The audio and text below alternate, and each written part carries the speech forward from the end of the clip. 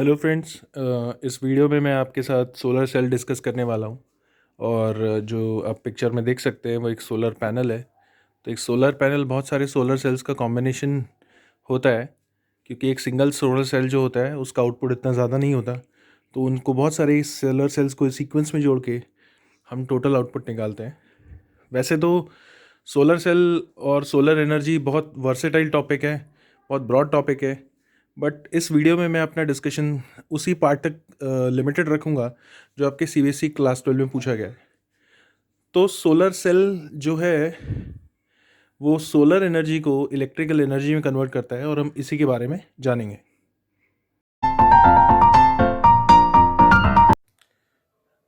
Okay, सो जैसा कि मैंने आपको इससे पहले बताया कि सोलर पैनल जो होता है बेसिकली, जिसकी पिक्चर्स मैंने आपको दिखाई थी, और जो एक जब हम उसको इंस्टॉल करते हैं तो एक्चुअली वो एक बहुत बड़ा सोलर पैनल होता है।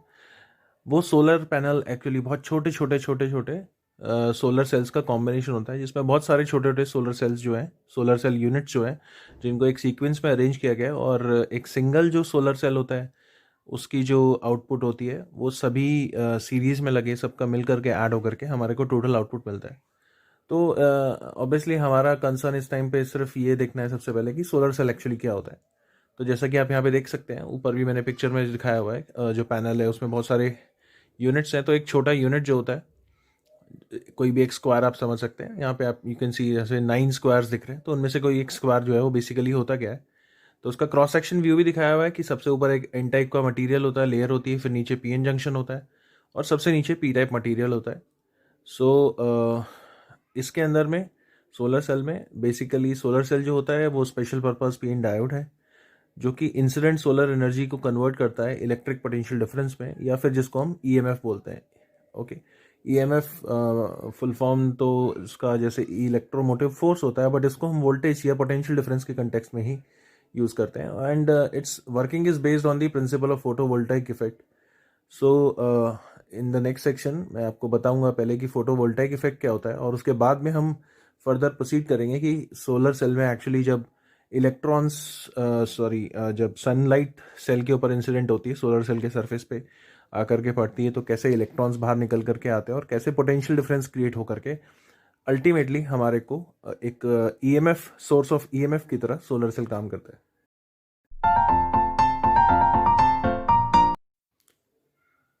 तो जैसा कि मैंने आपको बताया कि आपका जो सोलर सेल है उसकी working is based on photovoltaic effect.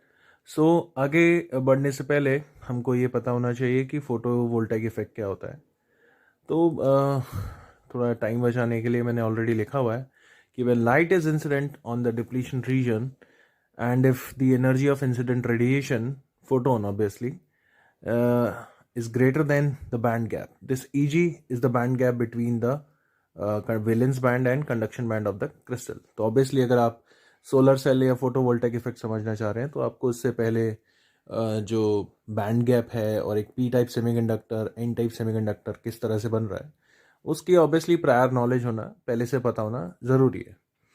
Okay, तो जब इंसिडेंट फोटोन की रेडिएशन की energy if it is greater than the band gap, E G से अगर ज़्यादा होती है, तो electrons come out of its bond site leaving behind a hole. तो बेसिकली हो क्या रहा है, फोटो वोल्टेक इफेक्ट का मतलब यही है कि जब लाइट डिप्लीशन रीजन पे पड़ती है और इलेक्ट्रॉन अपनी बॉन्ड साइड छोड़ के बाहर आ जाता है, तो पहले ना तो वो इलेक्ट्रॉन था और ना ही वो होल था, बट लेटर ऑन हमें क्या मिल रहा है, हमें एक इलेक्ट्रॉन मिल रहा है और हमें एक होल मिल रहा है।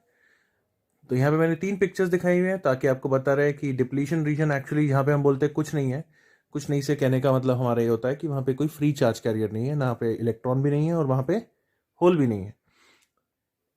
ठीक है, सो बेसिकली वहाँ पे एक्चुअली दोनों होते हैं। इलेक्ट्रॉन अपनी बॉन्ड साइड पे होता है, तब वो ना तो फ्री इलेक्ट्रॉन है और ना ही वो कोई इलेक्ट्रॉन वेकेंट साइड है, इसीलिए उसको हम डिप्लीशन रीजन बोलते हैं। तो बेसिकली वहाँ पे पढ़ने पर यही होता है। इसको थोड़ा सा और सिंप्लीफाइड वे में सिंगल एक उसको दिखाया हुआ है कि लाइट पड़ती है और एक इलेक्ट्रॉन बाहर आ जाता है और एक होल क्रिएट हो जाता है, तो इनके बीच में जो पोटेंशियल डिफरेंस क्रिएट हो रहा है उसी को हम फोटोवोल्टाइक इफेक्ट बोलते हैं। Photo means light and voltage या voltaic means potential difference create होना। तो बेसिकली लाइट पड़ने से जो पोटेंशियल डिफरेंस क्रिएट हो रहा है क्रिस्टल के अक्रॉस, सेमीकंडक्टर के अक्रॉस या जंक्शन के अक्रॉस, उसको हम फोटोवोल्टेइक इफेक्ट कह रहे हैं। और इस चीज़ को हम इस तरह से भी देख सकते हैं, जो क्रिस्टल के साथ में इलेक्ट्रॉन्स हैं, तो you can see it from here also. एक छोटी सी बात जो बहुत हमें पता क्लियर होनी चाहिए कॉन्सेप्ट वाइज, कि photovoltaic effect and photo electric effect को अगर आप देखते हो तो दोनों एक तरह से तो सेम ही चीज़ है। आपके दिमाग में आ सकता है कि वहाँ पर भी इलेक्ट्रॉन के ऊपर जब लाइट पड़ती है तो इलेक्ट्रॉन उस एनर्जी को लेकर के एक्साइट होकर बाहर आ जाता है। लेकिन एक बहुत मेजर डिफरेंस और यू कैन से बेसिक सा डिफरेंस ये होता है फोटोवोल्टेइक इफेक्ट में, कि फोटोवोल्टेइक इफेक्ट में electrons obviously comes out of its bond site, अपनी बॉन्ड साइट से बाहर बेशक आ जाता है, पर वो रहता क्रिस्टल के अंदर ही है। जबकि फोटो इलेक्ट्रिक इफेक्ट के अंदर में जब इलेक्ट्रॉन एनर्जी एब्जॉर्ब करता है तो वो अपने मेटल सरफेस से बाहर आ जाता है। तो ये बेसिक डिफरेंस है फोटो इलेक्ट्रिक और फोटोवोल्टेइक इफेक्ट के अंदर। सो नाउ अब हम सोलर सेल में आगे बढ़ सकते हैं, क्योंकि हमें फोटोवोल्टेइक इफेक्ट क्लियर है। Okay, so in this section हम डिस्कस करेंगे कि सोलर सेल की वर्किंग कैसे है। मतलब सोलर सेल जो है वो इंसिडेंट रेडिएशन को कैसे कन्वर्ट करता है। तो जो पूरा प्रोसेस होता है, as you can see, a solar cell जो converts incident radiation through the following steps. Generation, सबसे पहला स्टेप जो होता है जनरेशन है। When light is incident on the depletion region, electron hole pairs are created, और बेसिकली इस चीज़ को हम फोटोवोल्टेइक इफेक्ट बोलते हैं। ये मैं आपके साथ पहले डिस्कस कर चुका हूँ। सबसे पहले इलेक्ट्रॉन होल पेयर क्रिएट होते हैं। उसके बाद क्या होता है, electrons and holes are swept by the electric field of the junction before they recombine. Okay, अब बेसिकली होता क्या है कि जब वो इलेक्ट्रॉन होल पेयर क्रिएट होते हैं, तो अगर आप और कुछ नहीं करेंगे तो थोड़ी देर बाद वो फिर से रिकम्बाइन हो जाएंगे, इलेक्ट्रॉन वापस अपनी बॉन्ड साइड में जाके बैठ जाएगा। तो ऐसा होने से पहले जो जंक्शन की इलेक्ट्रिक फील्ड होती है, ये हमने पी एन डायोड में पढ़ा था कि जब पी एन डायोड एक्चुअली बनता है तो उस टाइम पे उसके अक्रॉस जो डिप्लीशन रीजन होता है उसके अक्रॉस एक बैरियर वोल्टेज होती है, और अक्रॉस द फील्ड पूरी एक इलेक्ट्रिक फील्ड एग्जिस्ट करती है जिसको जंक्शन फील्ड भी बोलते हैं। और पी साइड पे नेगेटिव पोलैरिटी होती है, एन साइड पे पॉजिटिव पोलैरिटी होती है। तो बेसिकली ये नेगेटिव पोलैरिटी होल्स को अपनी तरफ पुल कर लेती है, और पॉजिटिव पोलैरिटी इलेक्ट्रॉन्स को अपनी तरफ पुल कर लेती है, जो कि मैंने यहाँ पे आपको दिखाया हुआ है। सो ये होता है हमारा दूसरा स्टेप पोटेंशियल डिफरेंस बनाने की तरफ। एंड तीसरे स्टेप जो कि फाइनल स्टेप होता है कि इलेक्ट्रॉन्स, जंक्शन फील्ड जो है इलेक्ट्रॉन को एन साइड पे ले आती है और होल को पी साइड पे। तो एक्चुअली जो नंबर ऑफ इलेक्ट्रॉन्स होते हैं एन साइड पे वो इंक्रीज करते जाते हैं, number of holes on the P side जो होते हैं वो इंक्रीज करते जाते हैं। एंड एज अ रिजल्ट जो पी और एन साइड है दोनों के बीच में पोटेंशियल डिफरेंस जो है इट कीप्स ऑन इंक्रीजिंग, वो बढ़ता चला जाता है। और वो डायोड अब एक पोटेंशियल डिफरेंस के सोर्स की तरह काम कर रहा है, क्योंकि उसका एक टर्मिनल और दूसरे टर्मिनल के बीच में पोटेंशियल डिफरेंस बढ़ गया है बहुत ज़्यादा। ये जो इलेक्ट्रॉन्स है वो यहाँ से यहाँ नहीं जा सकते डायरेक्टली। तो अगर मैं इनको किसी एक्सटर्नल सर्किट के थ्रू कनेक्ट कर दूंगा तो इलेक्ट्रॉन्स जो इस साइड पे हैं वो उस एक्सटर्नल सर्किट के थ्रू फ्लो करके पी साइड पे आ जाएंगे। और अगर इलेक्ट्रॉन्स जो है वो मूव कर जाते हैं सर्किट में से, तो बस that is your cell. Because a cell is what? A cell is a source of potential difference. So if I take a circuit, मैंने एक सर्किट लिया, उसको सोलर सेल के अक्रॉस कनेक्ट कर दिया है, और सोलर सेल के जो टर्मिनल्स हैं उनके बीच में पोटेंशियल डिफरेंस की वजह से अगर उस सर्किट में करंट फ्लो कर जाता है, तो आप सोलर सेल को क्या कहोगे? ऑब्वियसली सोलर सेल ही कहेंगे हम उसको, उस यूनिट को, उस डायोड को हम क्या कहेंगे? Solar cell. क्योंकि वो डायोड एक सर्किट के थ्रू करंट फ्लो करवाने में कैपेबल है, सक्षम है। सो हम ये बोल सकते हैं कि वो एक सेल की तरह काम कर रहा है। And that is how our diode, the special purpose diode, now can be called as a cell. And क्योंकि वो सनलाइट के ऊपर बेसिकली काम कर रहा है तो उसको हम सोलर सेल बोलते हैं। अब आगे आने वाली नेक्स्ट सेक्शन में हम जो हमने अभी तक सोलर सेल के बारे में जाना है, अब ज़रूरी है नेक्स्ट स्टेप में हमें ये पता लगाना कि सोलर सेल को अगर आपने बनाना है तो आपको कौन से मटेरियल इस्तेमाल करने चाहिए, किस तरह के मटेरियल लेते हैं हम सोलर सेल बनाने के लिए, और वही मटेरियल क्यों सिलेक्ट किए जाते हैं, उसके अलावा हम कुछ और क्यों नहीं ले सकते हैं। ओके,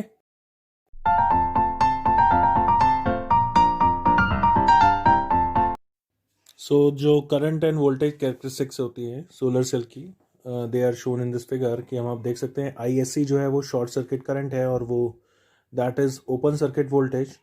ओके, सो जब आपने सोलर सेल को किसी एक्सटर्नल सर्किट के साथ कनेक्ट किया, जैसे कि आपको पहले बताया, तो इलेक्ट्रॉन्स जो है वो एन साइड से फ्लो करके और पी साइड में जाएंगे। बट डायरेक्शन ऑफ करंट क्योंकि अपोजिट होती है to the flow of electrons, तो current will flow from P side to N side, and inside the cell the direction of current is from N to P. And here the current जो graph में हम दिखा रहे हैं वो current हम solar cell के अंदर वाला करंट दिखा रहे हैं, इसलिए उस करंट की direction technically N to P है। और यही रीज़न है कि वोल्टेज तो पॉजिटिव सेंस में रहती है, लेकिन जो डायरेक्शन ऑफ करंट है वो कन्वेंशनल करंट के कंपेरेटिवली उल्टा है, it is from N to P. And that is why the quadrant are the characteristics जो है इसकी सोलर सेल की करंट और वोल्टेज का जो कर्व है उसको हम थर्ड क्वाड्रेंट में प्लॉट करते हैं, क्योंकि डायरेक्शन ऑफ वोल्टेज तो वही है बट करंट की डायरेक्शन उल्टा है, it is from negative to positive, जबकि कन्वेंशनल करंट जो होता है वो पॉजिटिव टू नेगेटिव फ्लो करता है। ऑल्दो सर्किट में it is positive to negative, but inside the cell it is negative to positive. और ये जो IV ग्राफ हम बना रहे हैं वो सोलर सेल के लिए बना रहे हैं, ना कि सर्किट के लिए।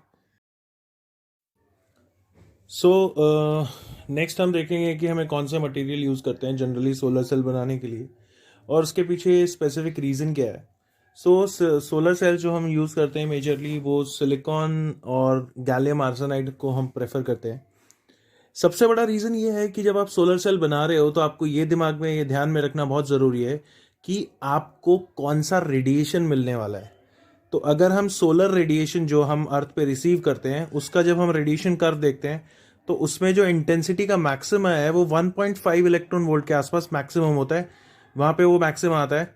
इसीलिए हमें सोलर सेल के बनाते टाइम हमको ये ध्यान रखना है कि हमें ऐसा मटेरियल यूज़ करना है जो इस रीजन के आसपास ही लाई करता हो।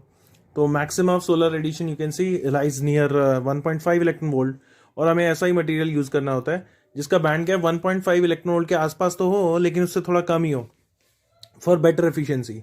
एंड सिलिकॉन जिसका कि बैंड गैप 1.1 इलेक्ट्रॉन वोल्ट होता है obviously is the most suitable material. And gallium arsenide is preferred, although उसका बैंड गैप स्लाइटली ज़्यादा है, पर उसको इसलिए प्रेफर किया जाता है क्योंकि उसका जो एब्जॉर्प्शन कोएफिशिएंट होता है रिलेटिवली वो काफ़ी ज़्यादा होता है। वो उसकी रफली आप ये समझ सकते हो कि लाइट या सोलर रेडिएशन को एब्जॉर्ब करने की जो एबिलिटी है वो ज़्यादा होती है। If material with band gap much less than 1.5 electron volt is use, कि आप सोच सकते हैं कि अगर ऐसा मटेरियल ही यूज़ क्यों ना कर लें हम जिसका कि 1.5 से काफ़ी कम हो। तो पहली बात वहाँ पे इंटेंसिटी काफ़ी कम है, और दूसरी बात क्या होता है कि अगर आपने ऐसा मटेरियल यूज़ किया है जिसके अंदर में यू कैन से कि जिसका बैंड गैप 1.5 से काफ़ी कम है, तो क्या होगा कि जब लाइट पड़ेगी, क्योंकि हमने देखा था अगर हम क्रॉस सेक्शनल व्यू को आपको याद हो तो सबसे ऊपर पी टाइप लेयर है और बीच में आपका जंक्शन होता है, तो वो जो इंसिडेंट रेडिएशन होगा वो आपका जंक्शन तक पहुंच ही नहीं पाएगा, वो ऊपर ही एब्जॉर्ब हो जाएगा सारी लाइट अगर बैंड गैप बहुत कम हुआ तो। इसीलिए हमें ऐसा मटेरियल चाहिए होता है बैंड गैप बहुत ज़्यादा ना हो, लेकिन it should be close to 1.5 electron volt and should be less than 1.5 electron volt.